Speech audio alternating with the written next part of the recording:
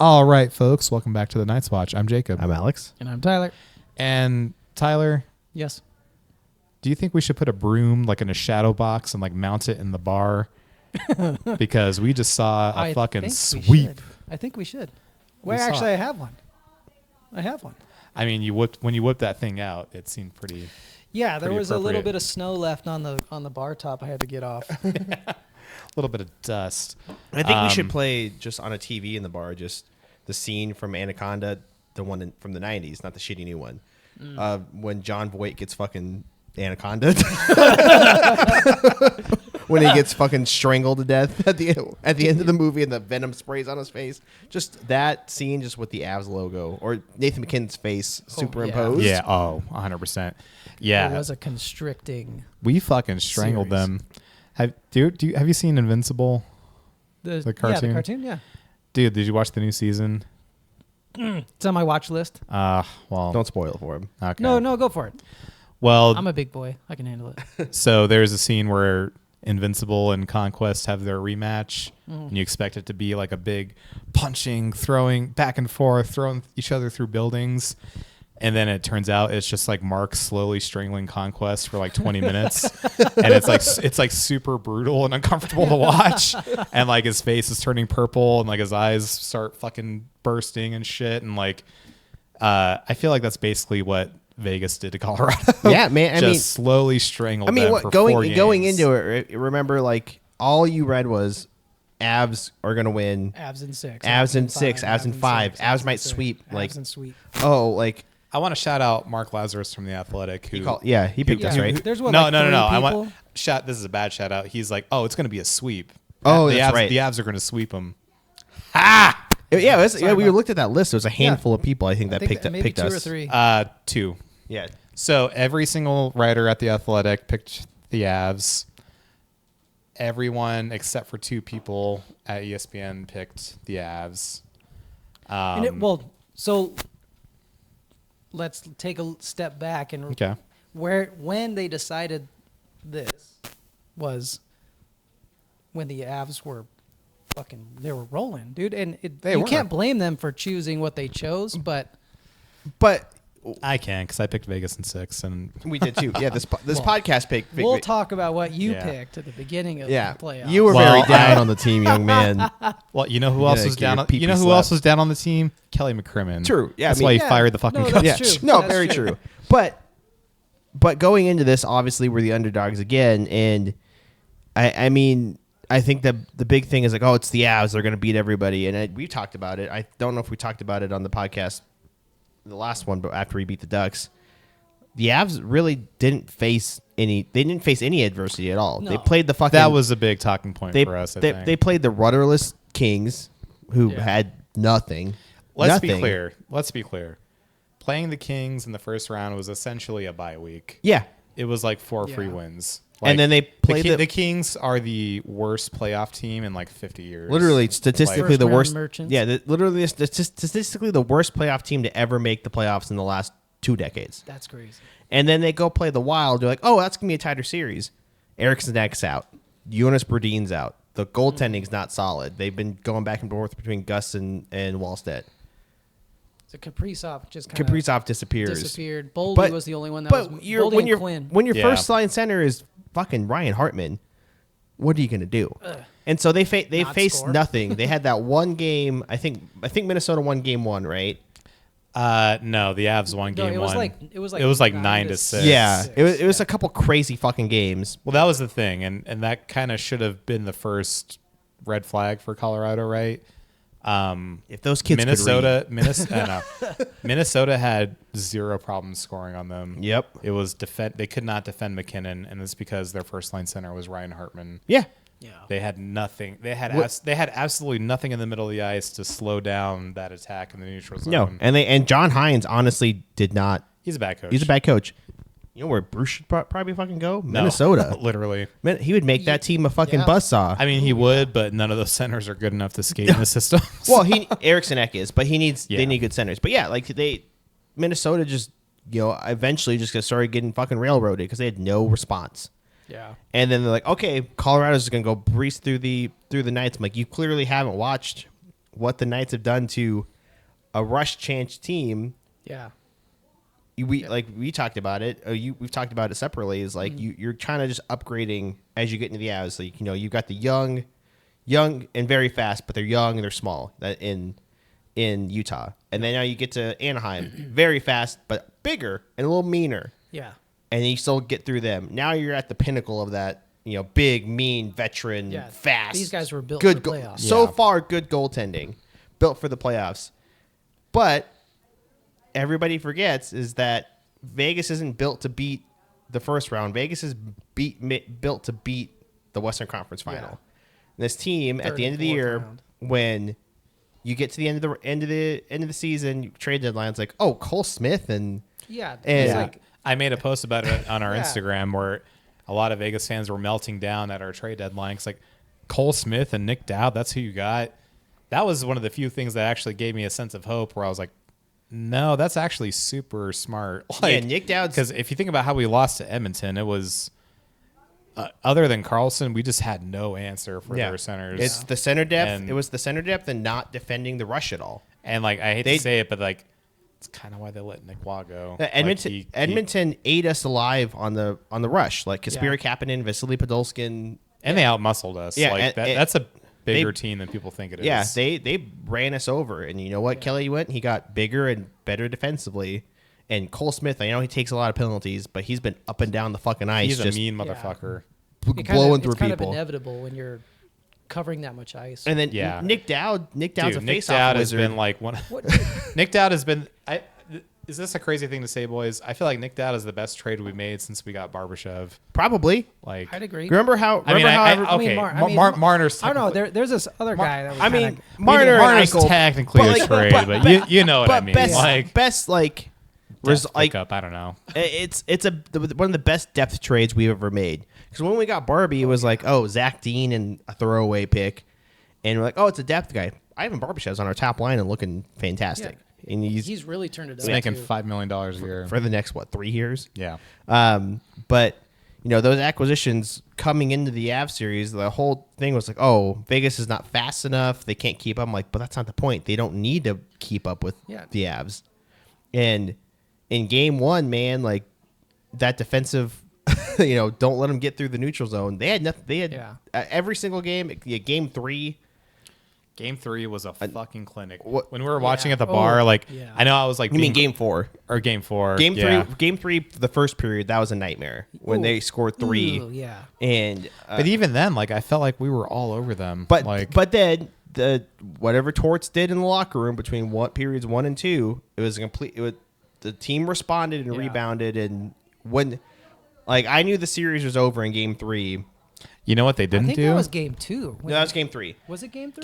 Game 3 was the comeback game. Yeah, game 3 was down 3-0. So game 2 they went up 1-0. Game 2 was technically a comeback, but we were only down by 1. Yeah, and then Jack came down, had that nasty shot. Yeah. Game 3 was the one where we went down 3 in the first period, and then we scored 5 uninterrupted goals. That was the backbreaker. Dude. But coming into the series, the big storyline was Cale Makar was not playing the first 2 games. Yes.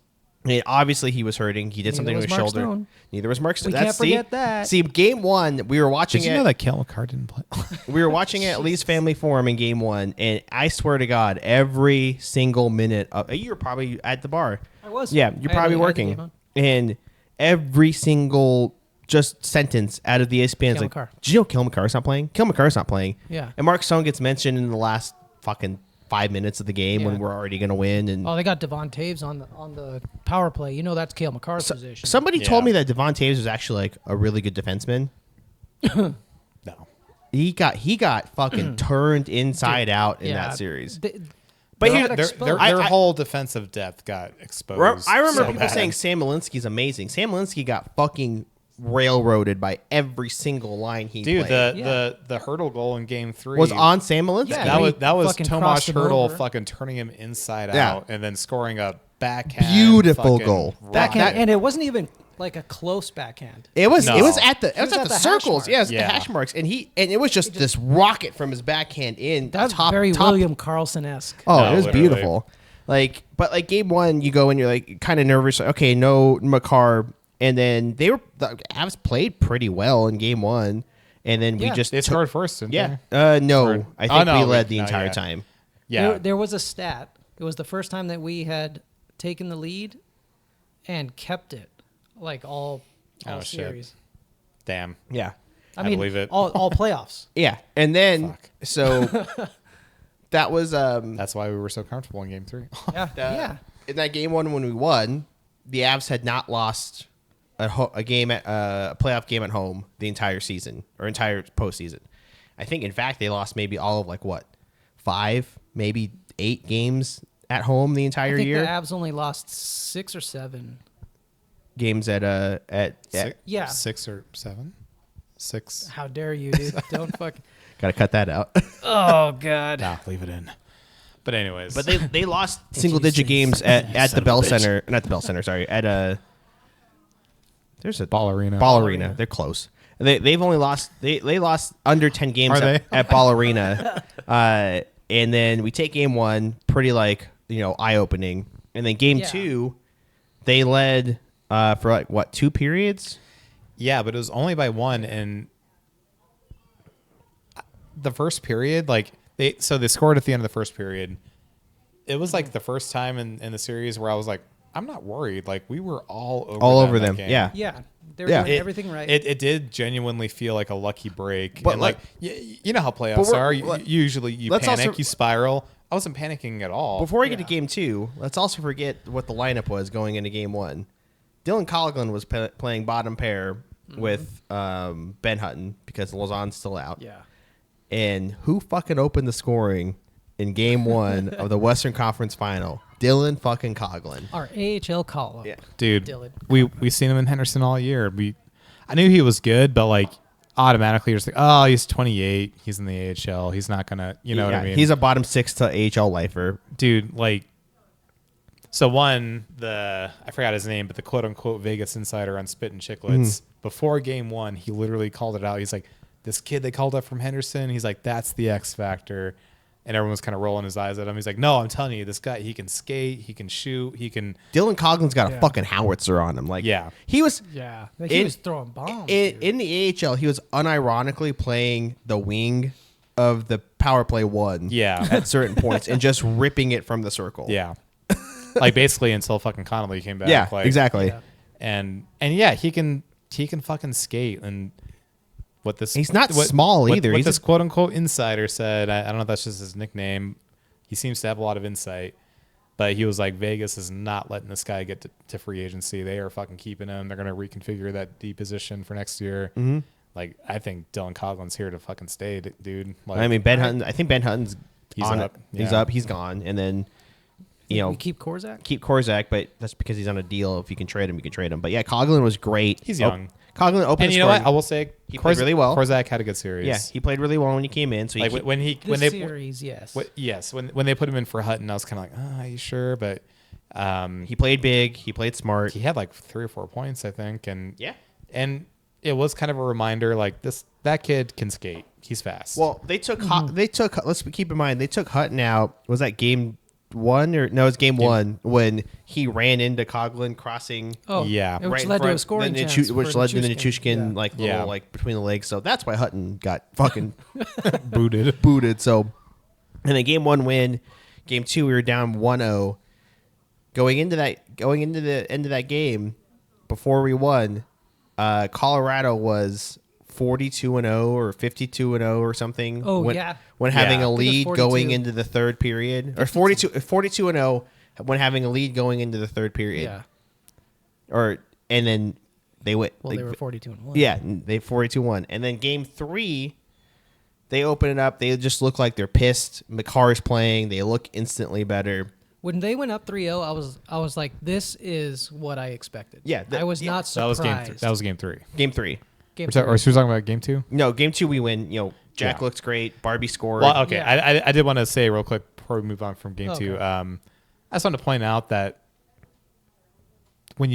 that was kind of, I don't want to say that was the swinging point. It kind of was, because you take 2 games in their barn. You take 2 games in Colorado. You're forcing them into a corner. I feel like Okay, their home ice doesn't matter. You took that from them. They have no advantage. We'll get into this later. I know right now it seems like the consummate this between Mitch and Hart. Yeah, but like, dude, Jack Eichel, man, like this team goes. This team goes as Jack Eichel does, because there was a moment in the Utah series where it was like game like 3 or 4, and Utah scored and they were up, and like it kind of looked like the series is slipping away. And the fucking camera zoomed in on Jack Eichel's face, and he just had this look on his face, like, I don't know how to describe. I can't do it for the listeners, but is it like the Sidney Crosby stare? Kind of like he was on the ice, and like he was like getting up, and like he was just like, and then fucking we stormed back, won that game, won that series. I mean, the same thing happened in Anaheim too. Yeah. Like Leo Carlsson was all over the offense, and then as the series went on, you heard his name a lot less because Jack was fucking taped to him. And same thing happened with Nathan McKinnon. McKinnon was all over the place. And then that game too, to score that goal to tie it, it's fucking Jack Eichel. It was an odd man rush. It would have been satisfying. It would have been so easy for him to pass on that play, but instead he fucking, again, an amazing display of skating. Somehow with no room, he got himself over to the hash marks, fucking shoots it, scores, and to me that was the moment where the series flipped. Like, I know we won the first game, but like you're like, oh well, you know, you win one, but like they're still the favorites. They're still the Colorado. That was the moment where I was like, we got this. Yeah. We fucking got this. Like, and that was just to tie it. It wasn't even to take the lead. Like, and then within a couple minutes after, Barbie, I think, had that nasty bar like down. 2 minutes later. Yeah, that nasty bar down shot, like just from who's on that line again? With Barbashev? Who plays with Barbashev? Who passes in the puck? Jack Eichel? Yeah. I think it's he's number 9, right? Yeah, that guy. You know, that guy that's what leads the league in assists. Did you guys know that Alex Tuck had no points in the second round? Did you know Peyton Krebs, I think, also disappeared? Yeah, that was a very big disappointment. Completely unrelated, just a fun fact. But anyways, neither did Krebs. Yeah. Wow. Wow. What could have happened? But then, go to game 3. We win. Hart looks good. Everybody looks good. And I just want to say before we even dive into that game, we won both in Colorado. Like, that's such a a dagger. Like I said, did it not feel like it was over? Like it felt, but as fans, and we watch a lot of games, right? A team takes things personally, right? You take away their home ice advantage, they're gonna come out fucking swinging, and that's what they did. So obviously, Alec Martinez, he was on Empty Netters podcast, and which I do recommend listening because he's been making more and more appearances, and we all love Marty. Vegas Stanley Cup champion right there. Yeah, AM Rewind on YouTube as well. Yeah, I love the Check AM it out. Rewind. Shit is awesome. Also, a great episode of Darren Millard's podcast with John Shannon. Great. But anyways, they were talking about the series, and he basically said, he's like, I mean, like when they took 2 in their barn, he's like, that's the moment in a series where like everyone in the room looks at each other and like, we can do this. Yeah. Like fuck the standings, fuck the regular season. Like, we're in the here and now. And like, we can fucking do this. Like, and you cannot tell me that's not what the Vegas locker room was thinking after that. Like, you hear them say it, game at a time. Yeah. Game at a time. Yeah.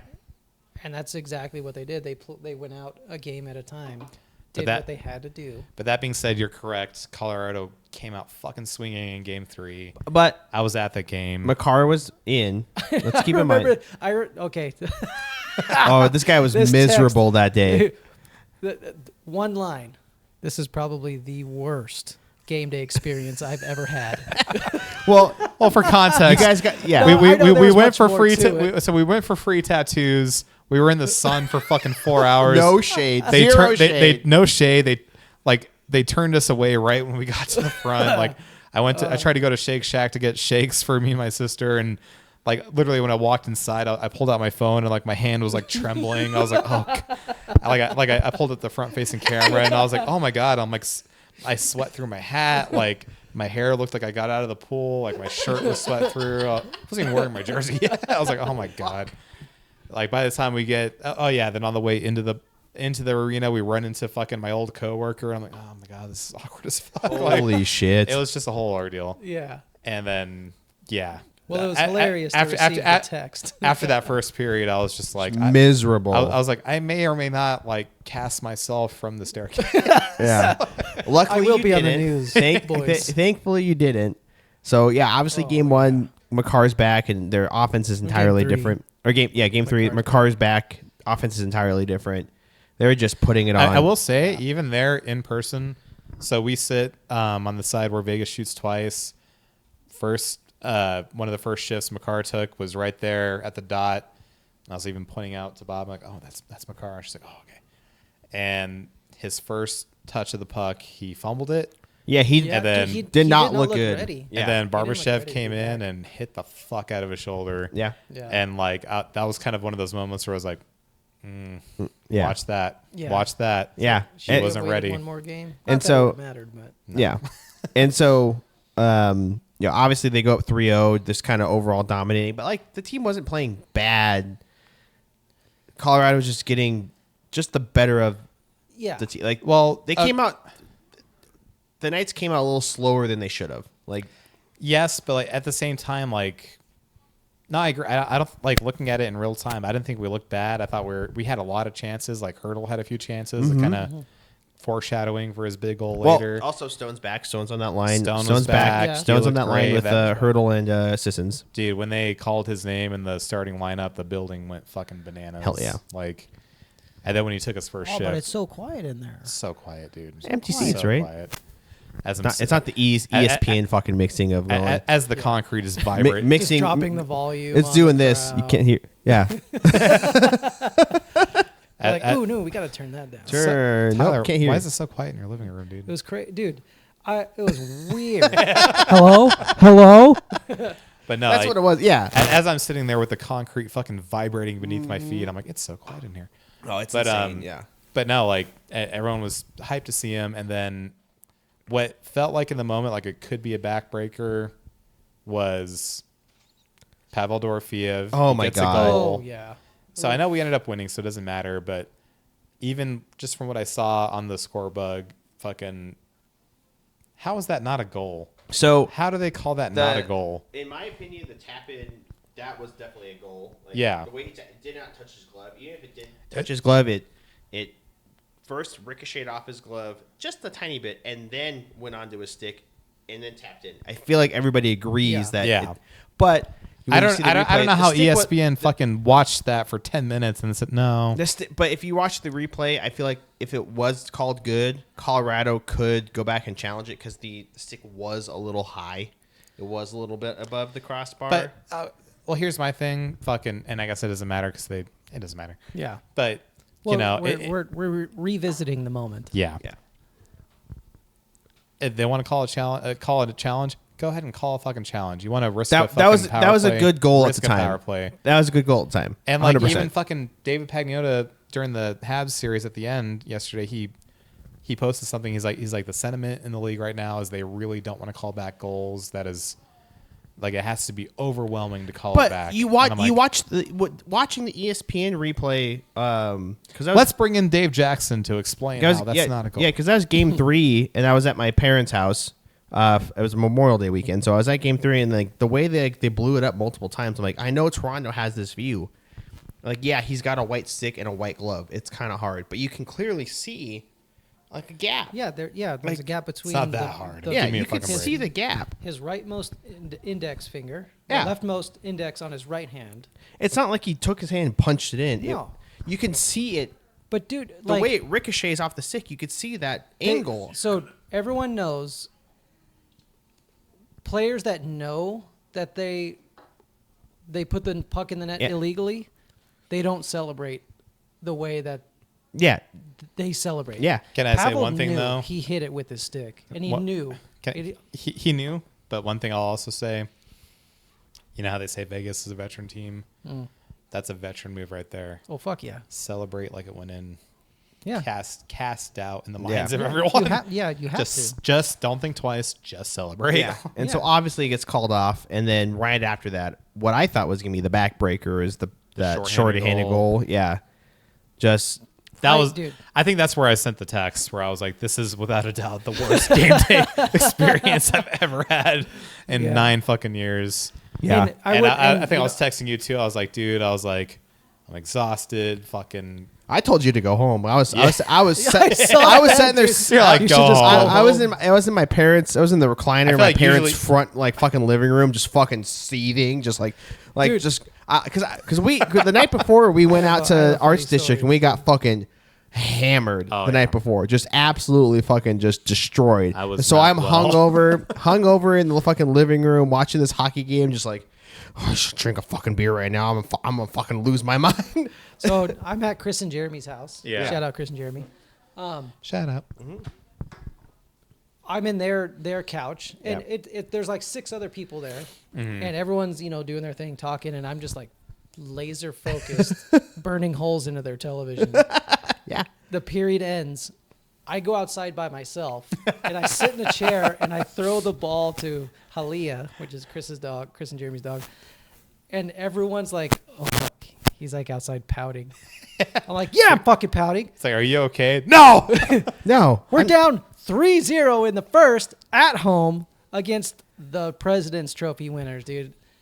And then you take a deep breath. We got a power play at the end of it. I was like, and then thankfully everybody stayed watching. Yes. And stayed in it. real quick, can I tell you what was going through my mind?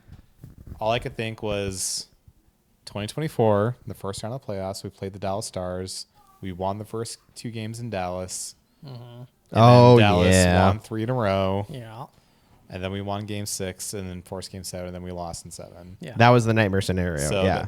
that was kind of in my mind where I was like, oh my God, yeah, all this momentum for nothing. Yeah. All this momentum for nothing. Like, And then anyways. period 2 opens up and within 30 seconds. Yeah. That it was got one. beautiful power play setup. Marner just seeing fucking Mark Stone just sitting there with the stick It just right in front of walked it in. Blackwood. Just walked in, passed, and then all Stone's got to go is little tip. Guys, can I say a wild statement? A wild statement. This Mark Stone guy, pretty impactful. I thought he was like the 8th most important player on our team, we right? don't We don't need Mark Stone, right? It's certainly not worth mentioning on the ESPN broadcast that he missed the first 2 games because he's not like he's not Kale slow. McCarr. He's slow. He's old. Yeah, he's slow. He's old. He's injured. You don't need to mention. He has. I knew Cale McCarr He has was 0 out. impact on the game. I didn't know Stone was out until that moment. Same. Super weird, right? Yeah. Did you know that Cale McCarr missed the first 2 games? Damn. It would have been a different series if Cale was Did in. you know if Cale McCarr played the first 2 games, it totally would have mattered? Because here's going now that he's in this review of the series. Now that he's in the game, if your entire team, including Nathan McKinnon, Marty Necas, Arturi Lehkonen, Brock Gabriel Nelson, Landeskog. Gabriel Landeskog, Chuskin. Valerie Nichushkin, Malinsky. Sam Malinsky, a great bottom Devon- 6 with Go- Jack Drury and Nick Waugh, Team Canada, Brent Devin Burns. Taves. Devin Taves. The 40-year-old bomber. If your team completely fucking collapses Remember without how Cale everyone- McCarr, you don't have a fucking good team. No. I'm sorry. Remember how everyone was jerking off about, well, the Avalanche, they had goaltending problems, then they went out and solved them. Did they? Scott Wedgwood was horrific. Dude. Some of Yeah. those goals, dude. Like, Wedgie was awful. so we talked about the Big Stone oof. goal, the second goal. Oh my God! William William Karlsson. Karlsson, his first goal of the entire playoffs. So great. the shot go. It's a shot in on net to create a rebound.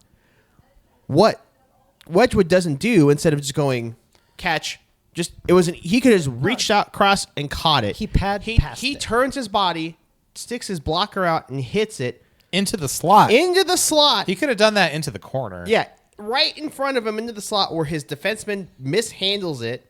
And it goes right to William Karlsson, and William Karlsson's just like, okay, and I guess free I'll just fucking shoot it. goal. Like, Yeah, He it was was like- wild. He's like, oh, thanks for the free gift. Boink. yeah, some of the Wedgwood just decisions, like, And what I will say, so that game, me and my sister went. I wore my Stone jersey. He scored yeah. the first Vegas goal. She wore her Carlson jersey. He scored the second one. and what nobody could predict is the third goal is. I know that people are like, well, it was interference in Cole, so I'm like, well, play through the whistle, motherfucker. Like, I'm sorry, Josh Manson tried to fucking decapitate Dude, fucking Brent Burns basically left hooked. Eichel. Was this the same game where fucking no, where someone literally got their entire blade into Eichel's pants and yanked him down? And that was Arturi Lehkonen. It was his stick blade. Yeah, that was Arturi Lehkonen. Yanked his left leg and he fell. Yeah, the second period going to the third period right before the end of that. But same Josh Manson, falls down, can't skate all of a sudden with a light tap from Keegan Kolesar.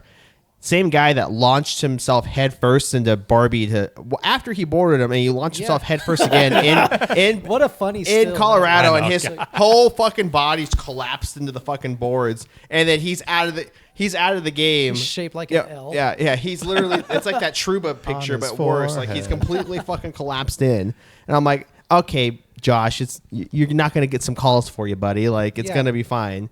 And so the fourth line comes down, gets set up, and it's just this pass, and then the pass came in hard too. I think it was from Coughlin, or a shot came in, and Kolesar just beautifully just slows it down. Oh, dude, he deflected it. It's almost like he pulls it out of the air, puts it on the ground. And it's going in. He taps it the rest of the way. Yeah. Just this beautiful. That was the thing. It hit the post, and everyone in the building started cheering like it went in.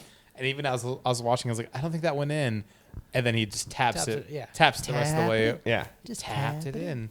And as soon as that happened, oh my God, my top of my skull blew off in the ceiling. That's when you just had a deflection goal by Keegan Kolesar and the fourth line, and Dylan Coughlin. Like that's when you just let the fourth line and the third pair score on you, bitch. Yeah, that's when that game was over. To tie the game. Yeah. And then and can I mention something real quick? Yeah. All three goals that we just discussed, that was prior to the Nathan MacKinnon injury. Yeah. Everyone's MacKinnon was injured. Makar MacKinnon was injured. He wasn't. MacKinnon, not for those three. He wasn't. I think he got injured on the second, right after the second goal, though. I think it was 3-3 when he got hit. So he got injured at the beginning of the third period. Okay. No, end of the second period. Or end of the second. Either way, it was after the third goal. I only know because when I was in the treadmill this morning, I rewatched the fucking I rewatched the game. So we had tied it. And that was the thing. It's like, well, I took an arrow to the knee. Well, Makar and MacKinnon were injured. I'm like, no, MacKinnon was just fine. Yeah, like he was fine for the first two games. They lost. He was fine for the comeback that let happen. And then third period rolls in, and fucking Tomas Hertl just.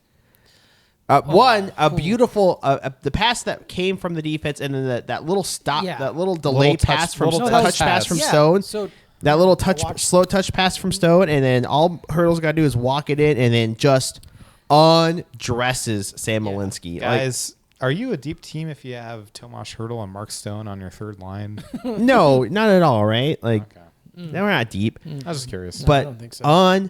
Dresses Sam Malinsky. Sam Malinsky just gets his eyes on this puck, and just Hertl's like, okay, it just dances now around you see him me, now you don't, bitch. on his backhand, and just his backhand's a fucking rocket too. Yeah. Like top corner. Was it Wedgie?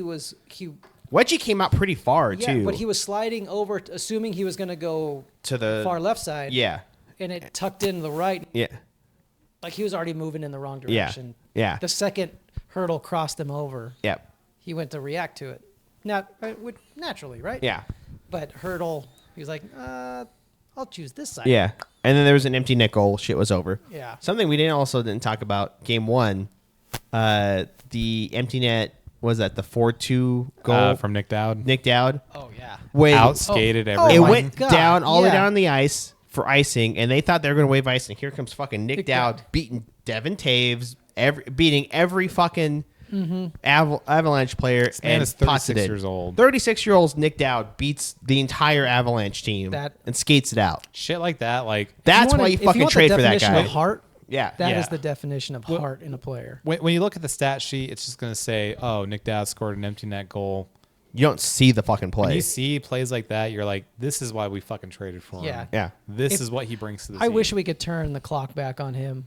And get him at 32. Well, 33. apparently, I don't know if you guys saw this, but the rumor is fucking the Vegas organization has been fucking after him for years. Like, rightfully so. He's been at the top of the trade list for a while, but the Caps were just didn't want to hanging on to him because they're like, we're still competing, and then this year they if finally I were the gave Caps, up. I wouldn't let him go either. He's great. Look at what he's provided for us just in this series. Yeah. just how good he's just the series and plus the entire playoffs. Just heart and just grittiness. So I know you're dying to bring it up. I know I picked us to lose against Utah. But I'm not dying to bring it up. I just want you to. I just want you to. You bitch, yes you are. I just want to steep you in it just for a minute. Hey. That's all. Hey, I owe up to it.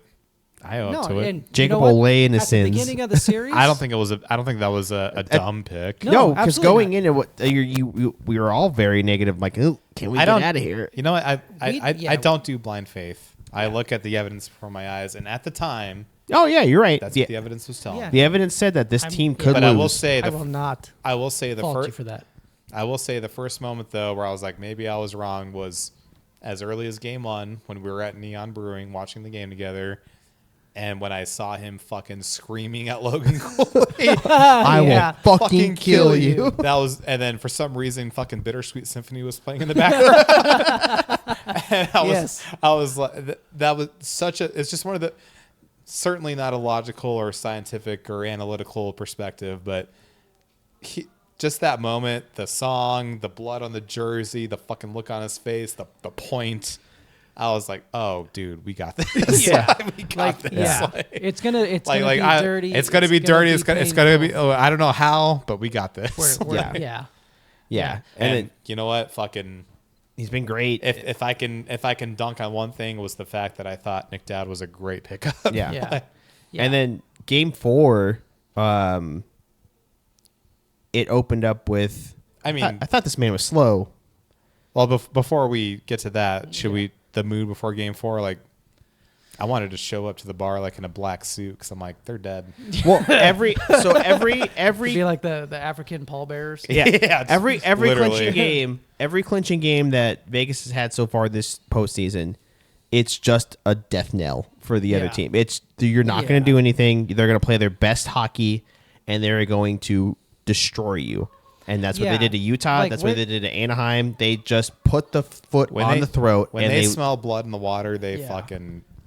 It's over. You know, people are likening Carolina to a buzzsaw, and I say Vegas is more like we're the incinerator. Yeah, the cremation, very slow. We will burn you till you're gone. Yeah. That's what it feels like. You know, or very much like John Voight in Anaconda. We're just gonna strangle you until we can spray the venom in your face and your body just melts. And then your eyeballs pop out of your sockets. And my niche reference, or it's Conquest getting slowly strangled, his eyes turning red, fucking. But that's what they've done in every series, and so you get into game 4, it's like, well, it's a closeout game. Like, of course they're gonna just come out and strangle them, and that's exactly what happened. Like the first goal of the game, it's somehow Mark Stone getting an alley-oop pass from Brandon McNabb, and him just skating down the ice, undresses Blackwood because they put Blackwood in this game because Wedgwood was horrific. And I should say Blackwood was great. Awesome. Blackwood. They should have put Blackwood in earlier. Blackwood was really fucking good. It might have been a different series. Yeah. I don't think the outcome would have been different, but it would have been a lot closer. It is hilarious to think what they're going to do next year. It's like, well, we signed Blackwood to be our starter, but then we went with Wedgwood for most of the year, and then what's the drama in that locker room? You know, I mean, it's just them turning into a not as bad Georgiev and a Noonan situation again. Kinda. They're better than they were, but they're not as consistent. Like Blackwood played a really good one game. Wedgwood was awful games 1, 2, and 3. Yeah.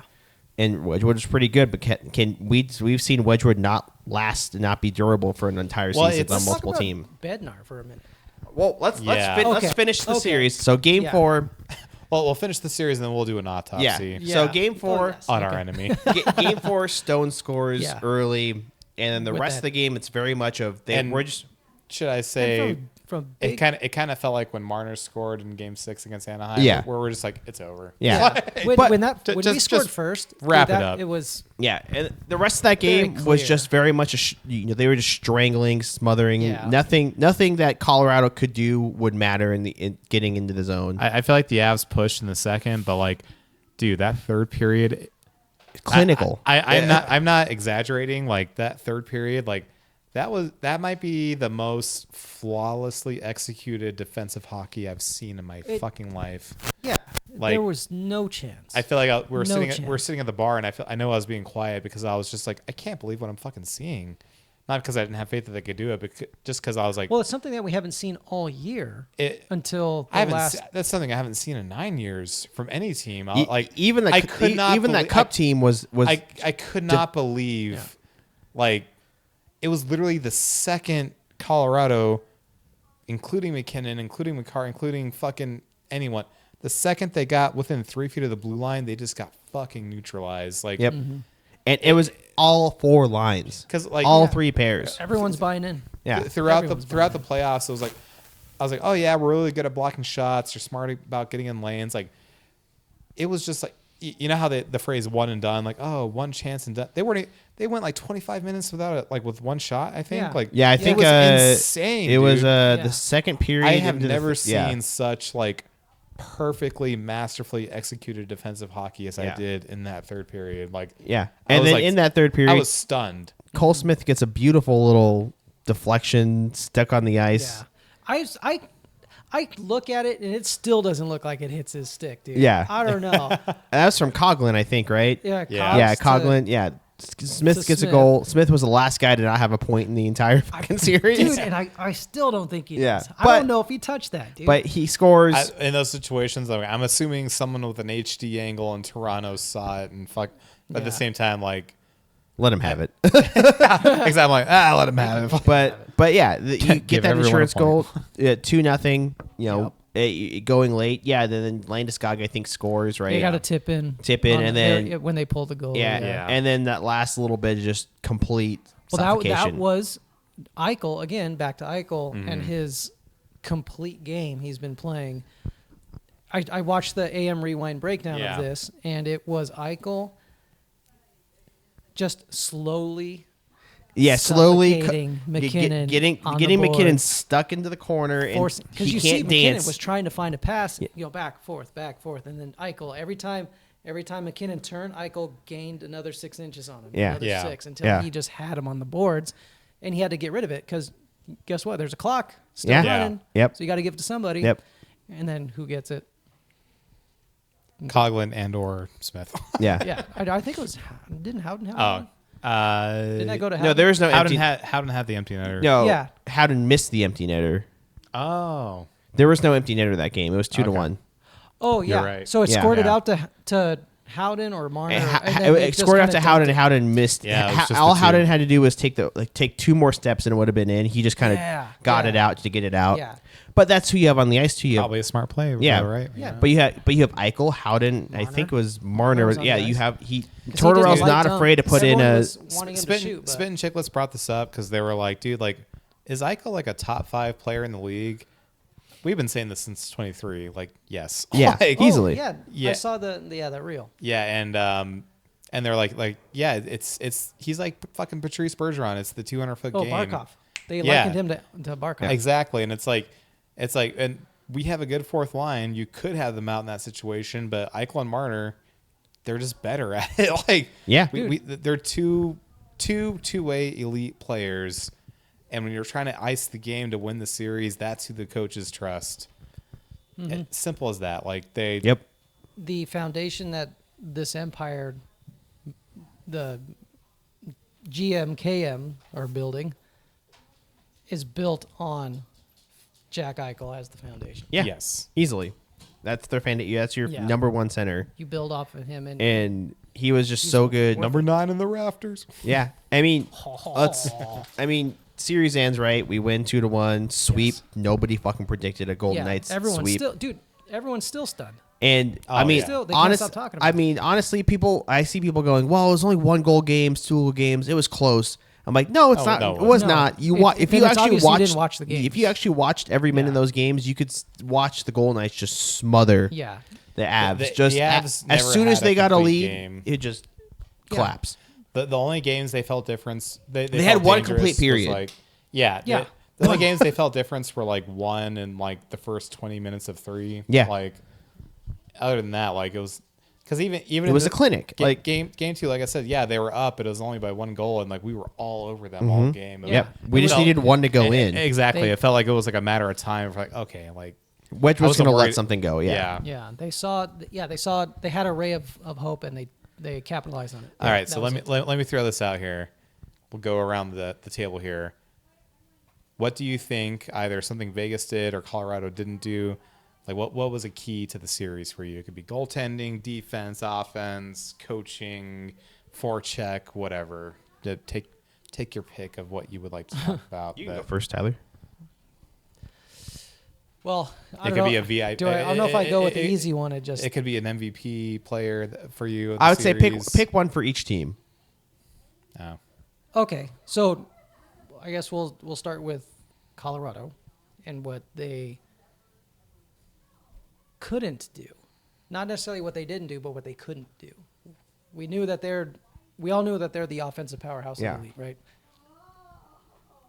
But we took the one thing they had away, right? Speed. Yeah. Rush game. Yep. We took it away. And they had no answer. They had no answer. They didn't know what to do when they couldn't do what they wanted to do. Yep. They didn't know how to play from behind. They didn't know how to play because they haven't played hockey. They've They've always commanded every game, right? People or teams playing against them, they're the ones that had to adjust, right? You had to fit Colorado's version of the game. Yep. We didn't do that. We struck the mold. They had to fill it, and they never did. God damn it, Burley. Got stuck a little bit. So that's my decision for the Avs. Regardless of whoever was on the ice for them, they're still all professionals. They still need to perform. This is the Western Conference Finals. You don't have an option. You either do your job or die. Yep. When it comes to the Knights, I'll take the easy road. It was the defensive structure. Yep. Yeah. Everyone bought in. I heard some sound bites from Torts where it's we play defense first and then build off of that. Yep. Don't let them have any ice. Don't let them have any opportunities. We make our own from the back. Yeah. Yeah. I agree. So, I don't know. Now, we'll talk about Carolina when we in the next. But those are my two choices for the two teams. I think for me, for Colorado, is like we said, the coach, like defensively, like bring up Tortorella is Jared Bednar's unwillingness to change. Yeah. He did not change his game plan. You brought up a lot of good points about Jackson Blake. Jack Drury, you mean? Jack Drury. Yeah. He did not he was not willing to change his lines. He was not willing to change his game. He was not willing to game plan differently in any point in this entire series. There was multiple times where they needed in our zone, in the offensive zone, they needed a timely face-off win. And you know who was out there for the Golden Knights? It was Jack Eichel. It was William Karlsson. It was Nick Dowd. It was Brett Howden. It was guys that can win face-offs. And you know who always went out for the Avs? It was Brock Nelson. Brock Nelson had, I think, a 30% fucking face-off win percentage in this entire series. And you know who he never put out? He never put out Jack Drury. Jack Drury, on the season, had the best face-off percentage of any forward in the last 20 years. He's in the top 20 of NHL history. As in, like, face-off percentage. 100-plus years of the NHL, he is in the top 20 of face-off Jack numbers. Drury was clinical on the face-off. He wins every single face-off. It's his special talent. He's amazing. And he was never out in the offensive zone to win a face-off, so Nathan McKinnon could go shoot. Yeah. Valley Nichushkin could go shoot. Nassim Kadri could go shoot. It was always fucking Brock Nelson, because Nathan McKinnon doesn't win face-offs. Nathan McKinnon's not a very good face-off man. It was always Brock Nelson, and Brock Nelson lost every single key face-off he needed to win. I think wasn't Eichel. Jack Eichel was like over 50%. Oh yeah, Eichel was great. Karlsson, we were great on face-offs this series. Yeah. The only guy that we lost to was Jack Drury. And why put him out? Bednar, you could have him win the faceoff, and he can fucking skate off to the bench, and you could throw any fucking forward on the ice. Who gives a shit? He needs to be in to win a faceoff. Yep. Carolina did it. We did it. I mean, I think Buffalo was doing it at a certain. Like, every team has a faceoff guy. and then he fucks off on the ice and gets a new guy. You get somebody else off. Yeah. Bednar was unwilling to change his game plan and unwilling to go away from his top 6, even though Brock Nelson was dog shit. Marty Netchus was fucking invisible. Gabe Landeskog had some goals, but he was all right. Gabe Landeskog was the only fucking forward. The only forward that showed up. Marty, he was like finishing, but he wasn't creating. Yeah, a lot. yeah. Nichushkin wasn't good. Not because he went on a coke bender or anything like that. He wasn't very good. Kadri was not good. He had like one goal. It was the bottom 6 that was kind of feasting on us on certain points, like Ross Colton and Logan O'Connor, Jack Drury. Like those guys were playing really well against every line, and they just got benched. Fucking wild. How do you not again? Jack Drury was the best, top 10 in faceoffs ever, and you don't put the guy out. And he. No, I agree. I know there's been a lot of chat about Bednar and his job security, and people like he'd be fucking dumb to give up Bednar. Are they really? It's the guy that cannot coach against a trap defense, cannot make the right decisions. We have won 8 playoff games in a row against them. If you go back to our first series, yeah, and he can't be the coach that employ the coach will employ a trap defense, and he's done. That's what happened to him when they lost to Seattle. That's what happened when they've lost to Dallas against DeBoer. All you have to employ is a trap defense that will cut you off at the blue line, and their entire game is over. Yeah. And just a quick note on coach longevity and should you keep coaches. He's the second longest tenured coach in the league. Well, I was going to say 3 cup finals for us, 3 different coaches. Yeah. It's not about the coach. Maybe it's about the fucking team. Yeah, maybe it's the culture. The team has to buy in. No, I mean, we already talked about the Cassidy situation. Like, no one wants to shiv a good coach and throw him over the edge of the boat. But, that just seems to be the nature of the game. John Cooper hasn't made it out of the first round in how many years? A lot. Since they won the cup. Yeah. They haven't made it out of the first round. That was before we won the cup. Yeah. That was fucking 8 years ago. Yeah. Yeah. I'm sorry. But you know what's... I'm an idiot. That was 6 years ago. Say 8. Jesus. No, it's 5 years cool? ago. That's too much. Woo! That's cool about Scale it back. Scale back. 5 years ago. The perception of the win at all costs mentality that Vegas has is everyone in the league sees it. Mm-hmm. Management and other organizations see it. Players. Why do you coaches. think Mitch Marner wanted to come here? Yeah. And then that's what I'm saying is we're building a mentality that hasn't. I'm granted. I've been watching 10 years now. Yeah. But I'm assuming this. I feel like watching 10 years now, you've got enough of. We are not. For the love of God, we are not newbies. Everyone. Yeah. Pardon my French, but if you're like, oh, you're Vegas, suck my dick. It's not that hard to learn. You know what I mean? We don't need to scream about our defensemen doing a head fake and thinking they're going to win when they have fucking 9 shots on goal. Jesus. This win at all cost mentality feels new. It does. Yeah, I mean, to the league. Hockey is an old boys sport. Yeah, there's too much loyalty overall, and that's what Vegas doesn't do because we don't baby. I feel like I could write a 20-page essay on this, but I feel like a lot of it is the difference between the Canadian psyche and the American psyche. Mm-hmm. Difference between small towns and big towns, moving fast, moving slow, loyalty versus win all. And long story short, I feel like this Kelvin McCrimmon by definition is a small town Canadian guy, but I think running a junior team where you have to trade teenagers and cut off teenagers' dreams. I feel like that hardened him. Yeah. And he's like, okay, I'm not afraid to trade guys. Well, you're 24 and you're a millionaire. I don't give a fuck about your feelings. Yeah. I'll literally ship you off. You'll be fine. So my key to the series for Vegas. I didn't get to the Vegas part. Oh. We were talking about it a little bit. My key is the entire team's willingness to adapt.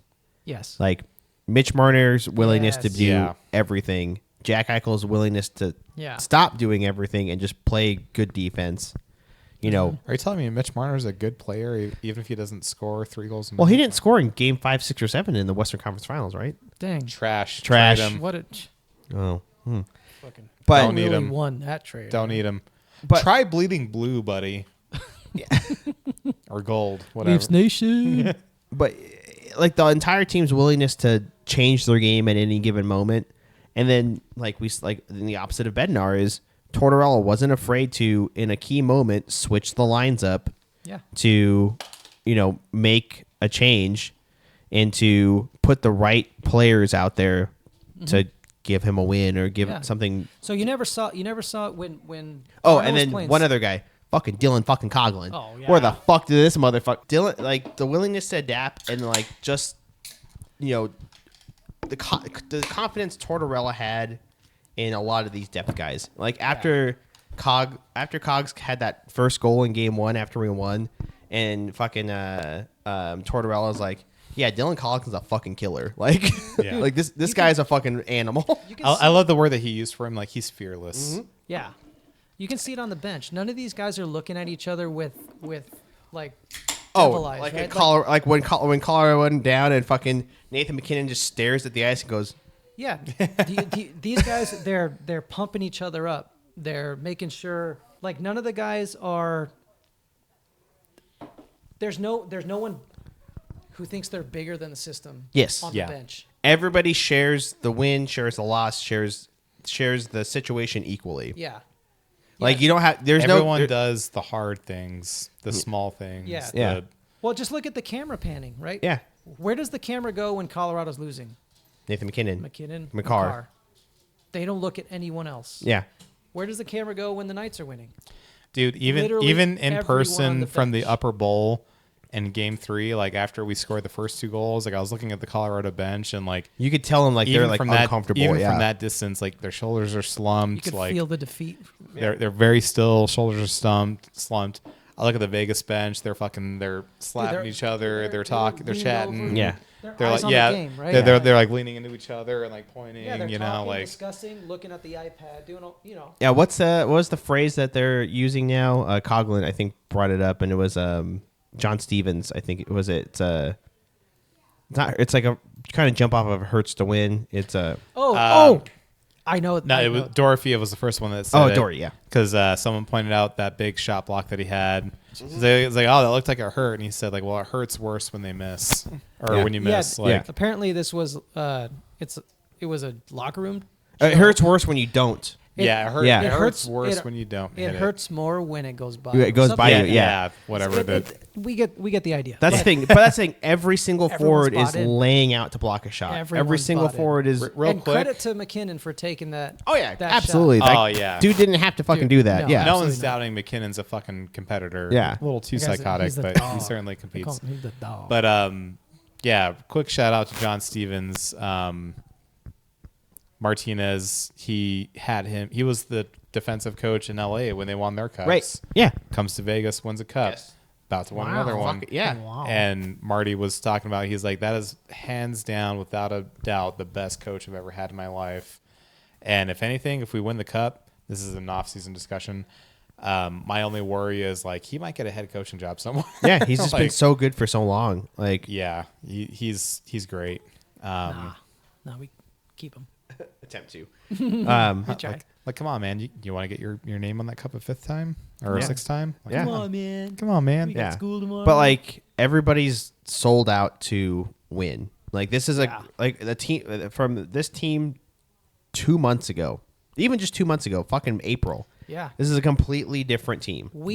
We all of us were. I would argue Colorado it's the bench same then. team, but they're just finally playing to their potential. It's the same team that's finally getting some good goaltending. I know we haven't talked about it, but finishing. And Carter Hart's been. Obviously, we have our opinion on the guy on his personal matters. On the ice, Carter Hart's been insane. Yeah, Carter Hart's making incredible saves, timely saves. Wait. Can I give my keys to the series? Go for it. It was Sorry. my idea. No, I didn't let's even get skip to do that. it. No, it's not important. Let's go. Fuck you. You picked Utah to win. You're out. You bitch. Okay. Go for it, Jacob. Go for it. Okay. Go back to Game 5. Second period, and tell me how you were feeling. Not great. Tell me how you're feeling. Anyway, my key to the series for Vegas was center depth. Mm-hmm. Why did Colorado fucking toss Minnesota's booty? Center depth. They had absolutely no answer in the neutral zone. Mm-hmm. No way to slow down those guys. It was unironically what Hartman, Yurov, who gives a fuck after that? Literally. And in retrospect, I'm like, what? Why did I think Minnesota was good? I'm such a fool. You know what this year has done? Okay, so the loss to Edmonton last year shook me so bad that I literally started to question my own hockey. Yeah. No, me too. Me too. Do I yeah. know anything? I was like, actually, I don't know anything about this sport. I am a dumbass. I don't know. I am a Vegas fan. That is how bad that loss was. And that I feel like that's why I started making crazy picks, you know? Yeah, but, you kind of went off the rails on this one. Oh, my bracket broke disaster. The first week. Broke the first week. First game. Hey, dude. I had Vegas Avs in the Western Conference Final. All right. I did. Here's a cookie. I did as well. But I had Buffalo and Carolina. Yeah, me too. Same exact. Yeah. Yeah. But we were close. But anyways, what are the basics of building a team? Center depth. You build up the middle. Yeah, spine. Centers, solid spine. Centers, defenseman, goalie. You build up the middle. Wingers are fucking secondary. Mm-hmm. And I feel like that was so illustrated in the series. Jack Eichel, William Karlsson. Ooh, by the way, it was a late addition. William Karlsson. Yeah. Remember that. I'll bring him up in a bit because I'm going to ask you boys one more question after this. But how good was Tomas Hertl in this series? I mean, technically he was playing wing, but like... But that's the thing. Sissons is just faster. But every single line's got a guy that is also a center. Yes. The first line, Barbie's... That's what happened in that 2023. Yeah, Barbie's also a center. Second line, to have centers playing wing. Second line, Karlsson and Howden, both centers. Marner now was a center, so three centers technically. Sank $17 million into a Kirill Kaprizov, into a high-scoring winger that can't defend and can only fucking score. Tampa, all that money wrapped up in Kucherov, a high-scoring winger. Yeah, you got your cups, but like he almost said a high-scoring wiener. High-scoring wiener. That's me, buddy. Yeah, but that's what I mean. Oh, it's empty. It's empty. Yeah, but yeah. To me, the huge difference was how deep the centers were. We have better centers, and not just better, but bigger and two-way guys. Yep. Yeah. Not offensive, defensive. Not guys. fucking. God bless him. He's a gold medalist. I was cheering for him in the Olympics. Not Austin Matthews, like where you're scoring 70 goals. No, two-way centers that don't care about points. Guys that can stats. Guys. To the point that you made earlier, guys that can, and you both made, guys that will do the hard things, that will come back, that will back check, that will fucking control play, not just in the offensive zone, but in the neutral zone and the defensive zone. Dude, remember when Dory took that shot and we thought he was done? He took it off the ankle and he came back.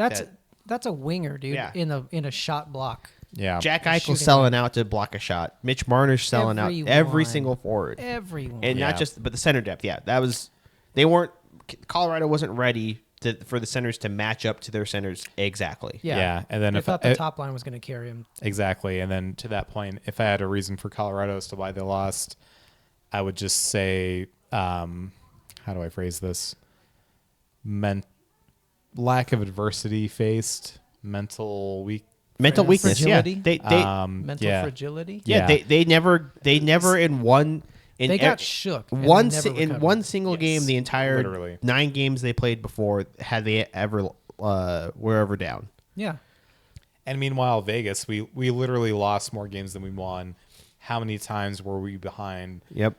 All these reasons why we looked like we sucked. Yep. And frankly, we did suck. We did. Yeah. Sucking taught us how to be better. Yeah. That's how I would phrase it. Well, it taught us that the game's not over until it's fucking over. Yes. And that's why a President's Trophy team has not won a cup. And yeah. Well, you get so comfortable, right? I mean, it's obvious, that makes so much sense. There's no adversity. Yeah. It's like, we have an insane amount of points during the regular season. What's my favorite phrase? And I used this in 2023 with Edmonton. They expected to beat us with the force of the blow. Yeah, alone. force of blow alone. Yep. Oh, I like that. The force of the blow alone. No strategy. That's no tactics. That's exactly what Colorado thought they could do. They thought we're just gonna overwhelm you with talent. We're gonna overwhelm you with speed. We're not gonna think twice. We're not gonna adjust. We're not gonna plan. We're just gonna do our thing, and you're gonna crumple before us. Yep. Didn't happen. Yeah. Didn't happen. Happened in the first round. Happened in the second round. Bitch ass did not happen in the conference finals. Sure as shit. Fucking best performance we've had in that conference. That's what happens when you meet a brick wall. Yeah. No, literally. I mean, it was a obviously incredible performance, and then all how good the defense played, and you both brought up like no one cares about scoring. Mitch Marner leads the NHL in playoff points.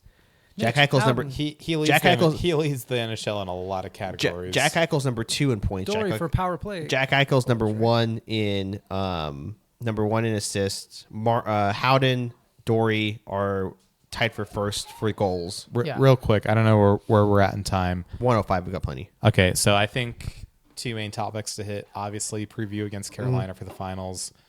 And then should we do Conn Smythe favorites? Yeah. In what order do you want to do that in? Let's do Carolina first. Okay. So Colorado, dead and buried. Piss on their grave. Stanley Cup Final now. I'm pissing on their grave. I'm taking a big fat fucking wet diarrhea on their grave. As Tyler said, we're the African pallbearers. We're in their name in yellow snow. Yeah. Also, real quick, in their dirt, I'm saying here lies boys, a piece of shit. Real quick, we're Stanley Cup Finals. Stanley Cup Finals. Cheers. Oh yeah. Cheers. Cheers, boys.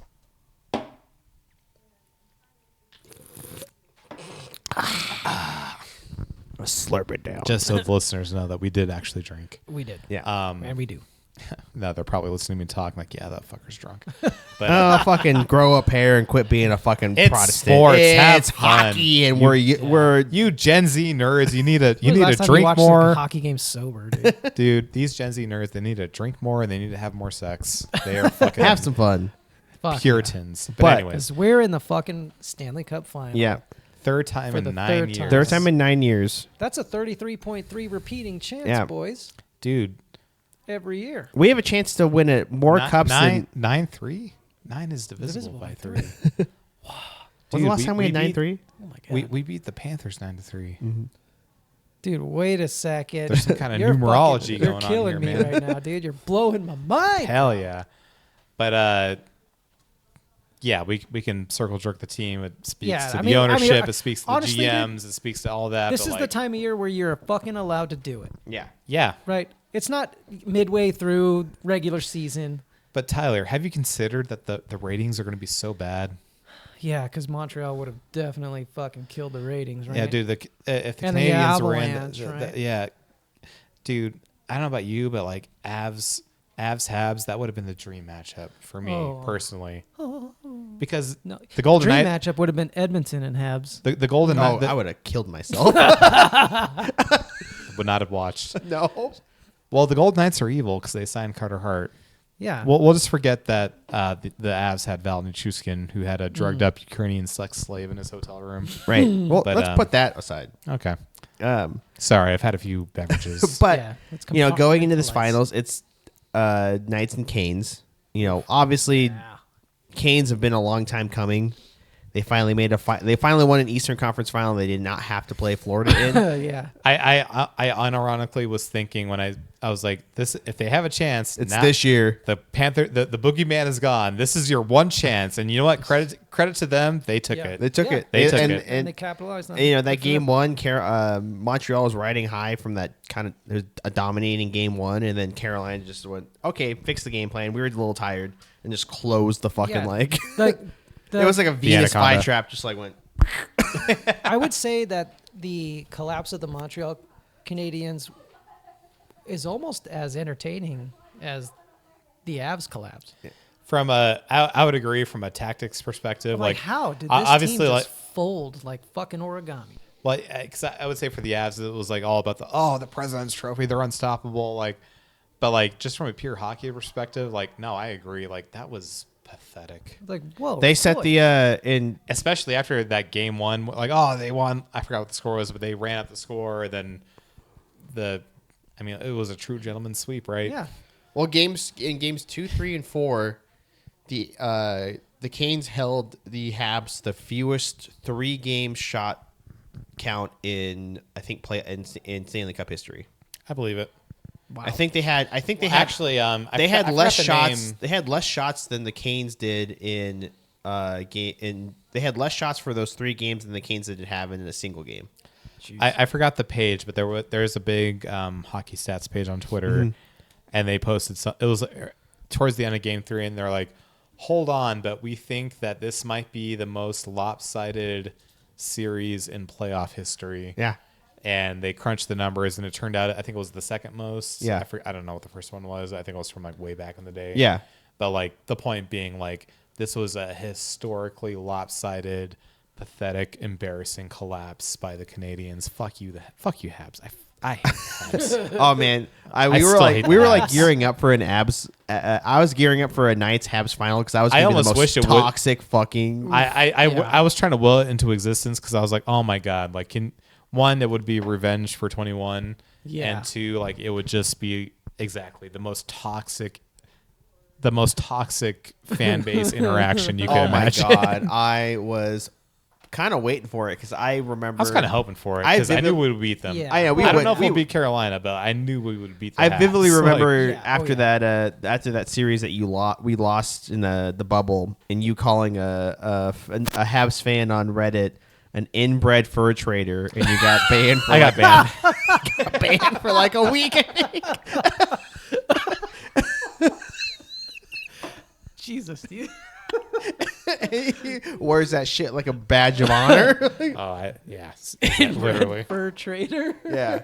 And so the Canes completely just like what they did, like we did to Colorado, just strangled the Habs. What was the phrase that you used in the group chat? You're like, oh, I was like watching a fucking snake strangle a baby. Yeah. That's what I said. Like it was like watching a snake suffocate a baby. Like it's it's like or like in not even close. It's like in that baby had no chance. Or like in what's the movie? It had Jack Nicholson where he was in the asylum. What's the name of the movie? One Flew Over the Cuckoo's One Flew Over the Nest. Cuckoo's Nest, where the Native American had a mercy kill Jack Nicholson's character. Yeah, with the pillow. With the pillow. That's what it felt like. Us and the Canes just mercy killing our opponents at the end of it. A momentary moment of like weak struggle a little bit, or it's like, It's like, But now we play the Canes, a team that's pretty similar in defensive structure to us. yeah, But I would argue is smaller and less offensively talented.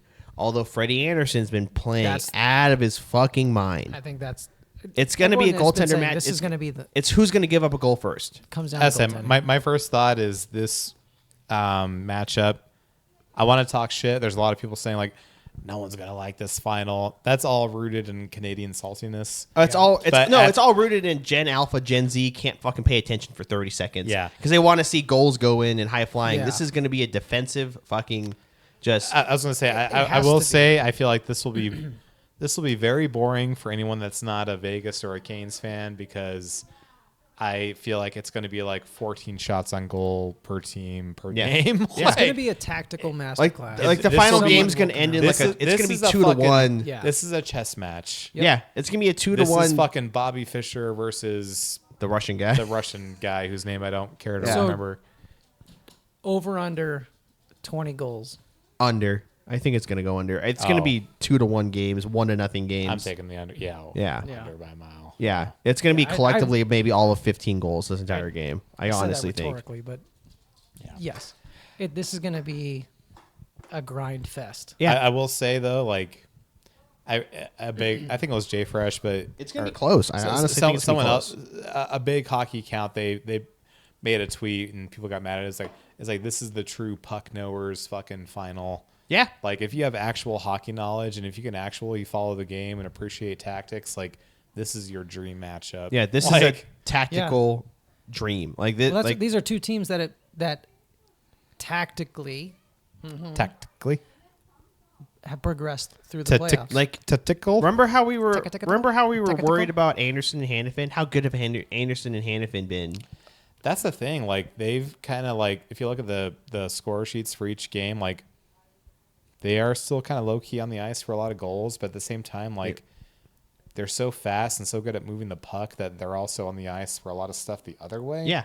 Like, and then Theodore's they're both like really good at blocking shots, surprisingly. Yeah, like, and Theo and Hannafin really good. Theo and McNabb have been in fucking insane. Oh, dude. But on the other side... To me, Theo's like a sleeper fucking Conn Smythe. But on the other side, for the Canes, Keandre Miller's been... insane. He's been out of excellent. His mind, Him and Slavin have been crazy. What I think is the X factor in this final will be experience. Experience, Yes. but also I This is gonna be think experience. whoever can, because the Carolina, I watched this earlier, was the Avs, the Mammoth, and the Ducks, and then one other team I can't remember, and they were all scored up. They were all top 5 in rush chances on the year. The team that's number 1, Carolina Hurricanes. So you've already defended the rush very well. Can you keep it going against the Hurricanes, who are tactically better than any team you've played? Can you defend the rush? But can Vegas keep on with the counterattack? That's what it's going to be our only opportunity. That's what we've killed every team that we played, is the counterattack, and having, as soon as we can exit that puck out of the zone, there's 3 forwards up the ice. Yeah. Can I tell you Countering. something?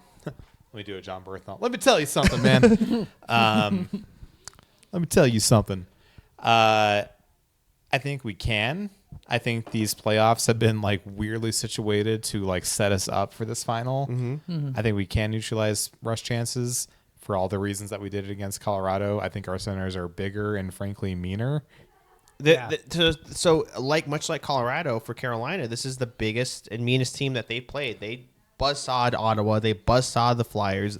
They lost 1 game to Montreal. Yeah. We'll put the fucking banner up and fucking bell. Central Bell. Yeah. You won game 1. They buzzsawed fucking Montreal. The only line on Carolina that kind of worries me is the Stahl Martinick line, because Stahl is like freakishly strong, and so is Martinick. Well, and then you have Ehlers who can score.